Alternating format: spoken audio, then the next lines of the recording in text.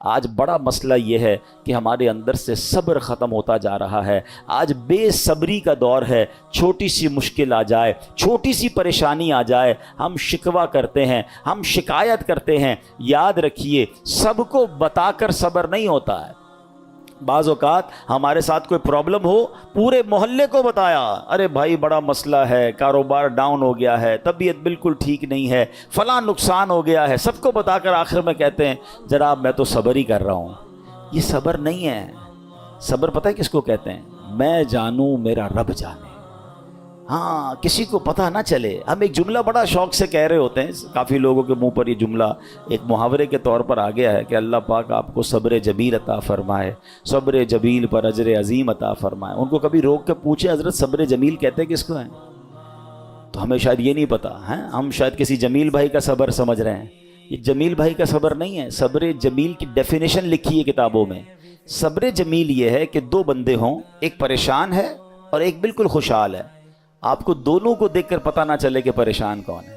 میرا چہرہ بھی نہ بتائے. اچھا ہم زبان سے نہیں بتاتے, چہرے سے پتہ چل جاتا ہے, بھائی خیر تو ہے, آج آپ کی طبیعت, آپ کا منہ اترا ہوا ہے, تو ہاں بس یار وہ فلاں مسئلہ ہو گیا فلاں. نہیں, کسی کو پتہ ہی نہ چلے.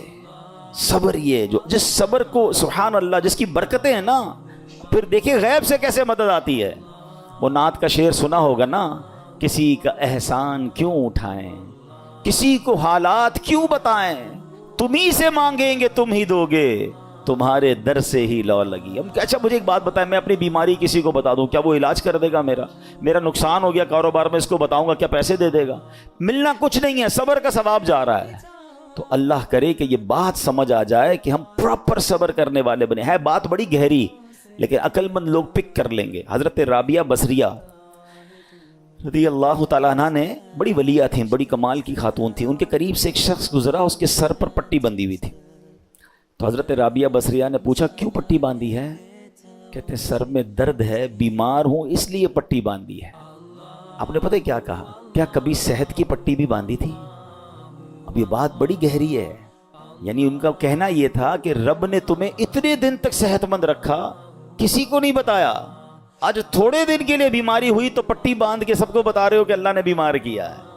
یہ بات سمجھنی ہے کہ ہماری پرابلم ہماری ہے. میرا رب, اگر رب راضی ہے میری پرابلم پر تو میں بھی راضی ہوں نا. کیونکہ آپ حدیثیں تو پڑھیں کہ نبی پاک علیہ الصلوۃ والسلام کی حدیث پاک ہے جس کا مضمون ہے کہ اللہ پاک جس بندے سے محبت کا ارادہ فرماتا ہے اس پر آزمائشوں کی بارش بھیج دیتا ہے. اب بڑی اہم بات ہے کہ محبت بھی ہو رہی ہے اور آزمائشیں بھی آ رہی ہیں. حدیث کا اگلا حصہ اس کو کلیریفائی کرتا ہے کہ حدیث پاک کا مضمون ہے کہ رب کی رضا یہ ہے کہ میرے بندے سے دنیا میں جو خطائیں ہو گئی ہیں میں آزمائشیں بھیجوں, یہ صبر کرے, اس کے گناہ معاف ہو جائیں, اب میرے پاس آئے تو گناہوں سے پاک ہو کر آئے, میں اسے اپنی جنت میں داخل کر دوں. تو آزمائشیں تو میرے گناہ معاف کروانے آئی تھیں, اور ہم ہیں کہ ان آزمائشوں پر واویلا مچا رہے ہیں, لوگوں کو بتا رہے ہیں, شکوے کر رہے ہیں. بعض اوقات تو زبان سے جملے ایسے کہہ دیتے ہیں جو اللہ کی بارگاہ میں ناراضی کا سبب بنتے ہیں. نہیں میرے پیارے اسلامی بھائی, ہمیں یہ غور کرنا چاہیے کہ جس رب نے ساری زندگی چھاؤں میں رکھا ہے, اگر کچھ دن دھوپ کے آئے ہیں تو صبر سے گزارنا ہے. یہ امتحان ہے. قرآن میں رب نے فرمایا نا, وہی بات والی بات ہے, قرآن پڑھیں نا, اللہ فرماتا ہے وَلَنَبْلُوَنَّكُمْ بِشَيْءٍ مِّنَ الْخَوْفِ وَالْجُوعِ وَنَقْصٍ مِّنَ الْأَمْوَالِ وَالْأَنفُسِ وَالثَّمَرَاتِ وَبَشِّرِ الصَّابِرِينَ. اللہ نے تو لسٹ بھی دے دی ہے, ہم ان قریب تمہیں آزمائیں گے, بھوک سے مال کم ہو جائیں گے, بیمار ہو جاؤ گے, خوف آ جائے گا, پرابلمز آئیں گی, مگر آگے کیا فرمایا؟ وَبَشِّرِ الصَّابِرِينَ, خوشخبری ہے صبر والوں کے لیے. الَّذِينَ إِذَا أَصَابَتْهُمْ مُصِيبَةٌ, جب وہ مصیبت میں گرفتار ہو جاتے ہیں, قالوا انا للہ وانا الیہ راجعون, کہتے ہیں ہم اللہ ہی کا مال ہے, اللہ ہی کی طرف لوٹ کر جانا ہے. تو اللہ قرآن کی اس آیت کے صدقے ہمیں صبر کرنے والا بنا دے. نیکیوں میں صبر, جیسے بعض اوقات انسان نیکی کرتا ہے تو اس کو تکلیف ہوتی ہے, مشکل ہو رہی ہوتی ہے, فجر کے لیے اٹھنا ہے, نیکی کی دعوت دے رہا ہے تو کوئی مخالفت کر رہا ہوتا ہے, دین کا کام کر رہا ہوتا ہے تو رکاوٹیں آ رہی ہوتی ہیں. تو نیکی کرنے میں جو تکلیف ہو اس پر صبر کرنا, یہ ایک صبر کی قسم ہے. دوسرا, ممنوعات سے بچنے کی مشقت پر صبر. جیسے گناہ کرنے کو جی چاہ رہا ہے, گناہ کرنا آسان ہو گیا ہے, موقع مل رہا ہے, اور انسان اب کوئی روکنے والا بھی نہیں ہے, اب وہ صبر کر رہا ہے، اب وہ اپنے آپ کو روک رہا ہے، مال آگے آ رہا ہے، حرام روزی نظر آ رہی ہے، چانس مل رہا ہے، چوری کرنے کا چانس مل رہا ہے، دھوکہ دینے کا چانس مل رہا ہے، ایک ڈیل آئی ہے جناب جس میں بڑے پیسے ہیں، تھوڑا سا گڑبڑ کرنی ہے، یہ صبر کرنا ہے۔ یہ صبر اللہ کو بڑا پسند ہے، ہاں اس پر صبر کرنا یہ بھی صبر کی قسم ہے۔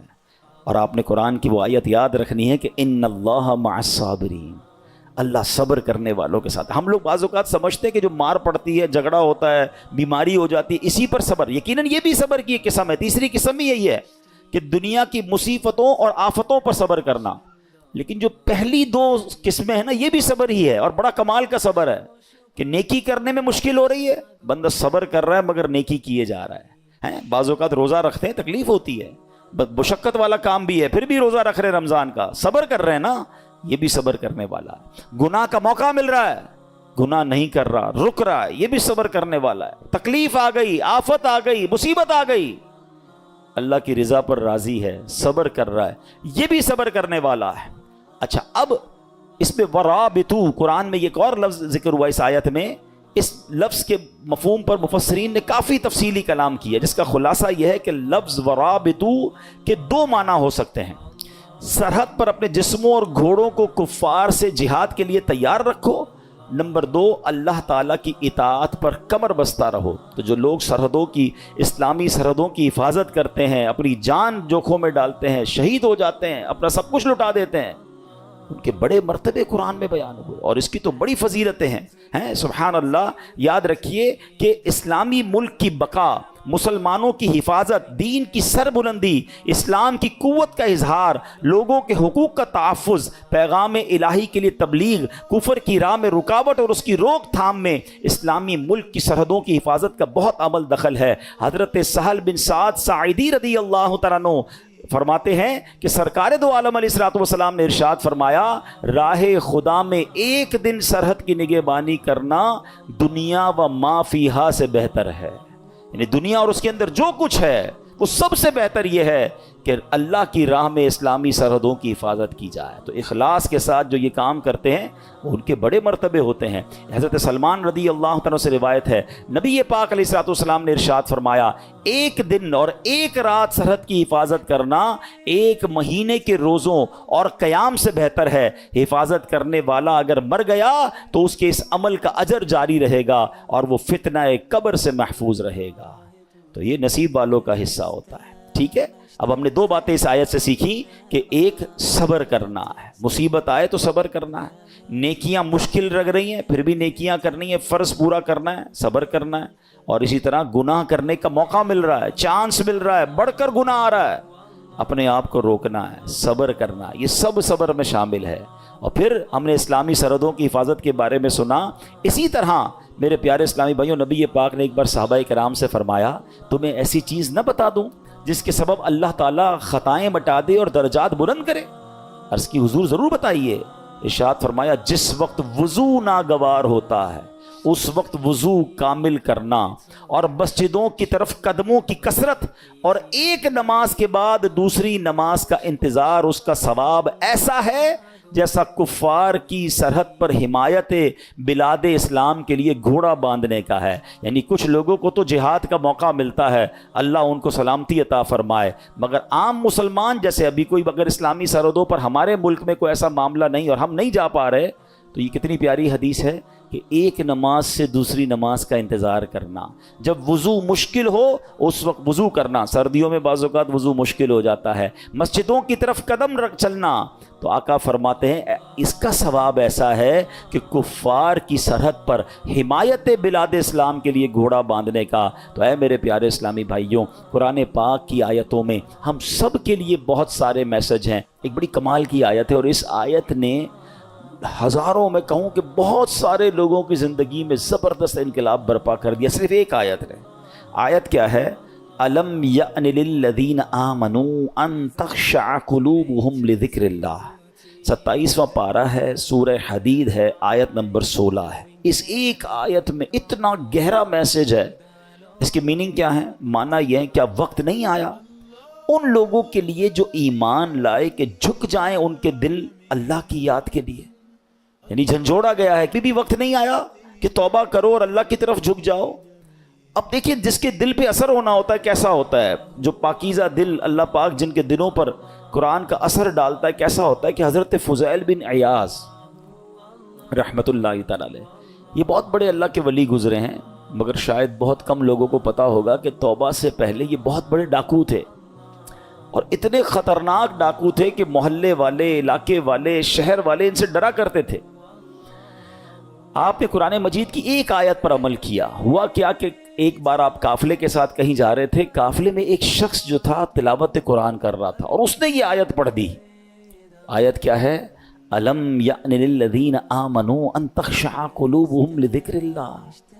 کیا وقت نہیں آیا ان لوگوں کے لیے جو ایمان لائے کہ جھک جائیں ان کے دل اللہ کی یاد کے لیے. اب جب یہ آیت آپ نے سنی نا, حضرت فضیل بن عیاض کے دل پر ایسا اثر ہوا, اتنا روئے, اور کہتے ہیں یا اللہ وہ وقت آ گیا ہے کہ ہم تیری راہ میں چل پڑیں. آپ رحمت اللہ تعالی زاروں کے تار رونے لگے, اس کے تقاضے پورے کیے, لوگوں کا لوٹا مال واپس کیا, اور اپنے سارے جو ڈاکوؤں کا گروپ تھا کہہ دیا کہ میں نے توبہ کر لی ہے, اب میں اللہ کی نافرمانی نہیں کروں گا. ڈاکوؤں کے قافلے والوں نے کہا کہ سردار اب ڈکیتی میں بھی ہمارے سردار تھے, اب توبہ کر لی تو اس میں بھی آپ ہمارے سردار ہیں. پورے قافلے نے توبہ کی, اللہ کی یاد میں لگ گئے, علم دین سیکھا, عبادت و ریاضت میں مصروف ہوئے. اللہ اکبر. پھر اللہ نے آپ کو ولایت کا ایسا مقام عطا کیا کہ ایک مرتبہ منا میں ایک پہاڑ پر موجود تھے. آپ نے فرمایا اگر کوئی ولی اللہ اس پہاڑ کو حکم دے کہ ایک پہاڑ لمبا ہو جا تو فوراً لمبا ہو جائے گا. بس اتنا کہنے کی دیر تھی کہ پہاڑ نے لمبا ہونا شروع کر دیا. آپ نے فرمایا پہاڑ رک جا, میں نے تجھے حکم نہیں دیا ہے. یہ سنتے ہی وہ ٹھہر گیا. تو اللہ والے جو ہوتے ہیں, اب یہاں جو اصل ہمیں بات سیکھنی ہے کہ توبہ کرنے سے اللہ کیسا مرتبہ عطا فرماتا ہے. ڈاکو ہو اللہ اسے اپنا ولی بنا لیتا ہے, بس سچے دل سے توبہ کرنا ہے اور قرآن کے نور کو دل میں داخل کرنا ہے. ایسی بہت ساری قرآن میں آیتیں ہیں, اگر بندہ دل سے پڑھے تو وہ ڈائریکٹ دل پر اثر کرتی ہیں, امپیکٹ کریٹ کرتی ہیں. آپ قرآن کا امپیکٹ دیکھیں نا, کبھی کبھی ایسا ہوتا ہے کہ بہت اچھا قاری تلاوت کرنے والا ہو یا امام صاحب بڑی اچھی تلاوت کر رہے ہوں, ہمیں سمجھ نہیں آتا مگر آنکھوں سے آنسو جاری ہو جاتے ہیں, دل پر ایک کیفیت طاری ہو جاتی ہے. کیسے؟ بات تو سمجھ نہیں آ رہی ہے. یہ وہ قرآن کا نور ہے, یہ وہ قرآن کی برکت ہے جو آپ اپنے دل میں محسوس کرتے ہیں. اللہ کرے کہ میں اور آپ سمجھ کر قرآن پڑھنے والے بنیں اور قرآن کی برکتیں حاصل کریں. صحابہ کرام کس طرح عمل کرتے تھے؟ قرآن کی آیت پڑھتے تھے اور نیکی پر عمل کر لیتے تھے. بخاری شریف کی ایک حدیث ہے, حضرت ابو طلحہ انصاری رضی اللہ تعالیٰ عنہ بڑے مالدار صحابی تھے. انہیں اپنے مال میں بے روحا, یہ بڑا پیارا ایک آپ کا کنواں تھا, باغ بھی تھا, وہ باغ بڑا پسند تھا آپ کو, تو بے روحا نامی باغ انہیں بڑا پسند تھا. تو قرآن کی آیت نازل ہوئی, لن تنالوا البر حتى تنفقوا مما تحبون. یہ چوتھے پارے کی پہلی آیت ہے. اب دیکھیں اس ایک آیت میں میسج کتنا ہے, 6600 سے زیادہ آیتوں میں کیا کیا خزانے ہوں گے. میں نے آپ کو ابھی ایک آیت سنائی جس نے حضرت فضیل بن عیاض کو بدل دیا. ابھی ایک آیت سنائیے, چوتھے پارے کی پہلی آیت. ترجمہ کیا ہے اس کا؟ تم ہرگز بھلائی کو نہیں پا سکو گے جب تک راہ خدا میں اپنی پیاری چیز خرچ نہ کرو. کیا شاندار میسج ہے. اگر بھلائی چاہیے تو اللہ کی راہ میں بیسٹ خرچ کرنا ہے, گھٹیا نہیں. اچھا انہوں نے پڑھی یہ آیت, ابھی نازل ہوئی, ابھی پڑھی, فوراً نبی پاک کی بارگاہ میں حاضر ہوئے, کہتے حضور بے روحا جو ہے نا باغ مجھے بڑا پسند ہے. اللہ نے فرمایا ہے بھلائی جب ملے گی جب بہترین چیز خرچ کرو گے. حضور میں اپنا یہ پورا باغ ہی راہ خدا میں خرچ کرتا ہوں, صدقہ کرتا ہوں. ادھر آیت پڑھی, ادھر عمل شروع. ہم نہ جانے کتنے بیان سنتے ہیں, کتنی آیتیں پڑھتے ہیں, کتنا قرآن پڑھتے ہیں, عمل کدھر ہے؟ تو یہ وہ لوگ تھے جو قرآن پڑھتے تھے اور فوراً اس پر عمل کرنا شروع کرتے تھے, اور پھر اللہ نے ان کو کیسا مرتبہ عطا فرمایا. اے میرے پیارے اسلامی بھائیوں, قرآن سے محبت کیجیے, قرآن سے دوستی کیجیے. حدیث پاک میں آتا ہے جس کا مضمون ہے وہ دل ویران ہے جس میں کچھ قرآن نہیں ہے. ہم چیک کریں ہمارے سینوں میں کتنا قرآن ہے. میں آج آپ کو ایک ایسی روایت سنانے جا رہا ہوں کہ جب بھی پڑھتے ہیں نا یا اس کو سنتے ہیں, کہتے ہیں نا وہ رونگٹے کھڑے ہو جاتے ہیں.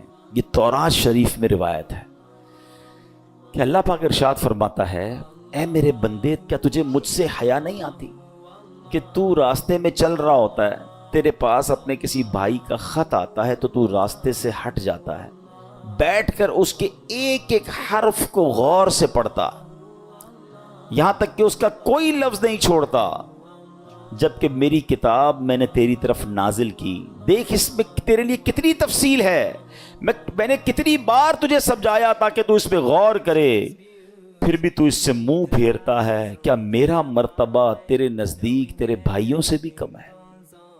اب آج کے دور میں ذرا سمجھیے گا، ہم کہیں جا، بلکہ نماز پڑھ رہے ہو، ابھی مسجد میں ہمارے موبائل پر میسج آیا، میسج آنے کی ٹیون آئے ہیں، بیل بجے، واٹس ایپ آیا ہے، پتہ چل گیا ہے، اب دل میں خیال آنا شروع ہوگا، پتہ نہیں کس کا ہوگا، کیا لکھا ہوگا، کیا پیغام ہوگا، جلدی سے موبائل نکالو، چیک کرو، مس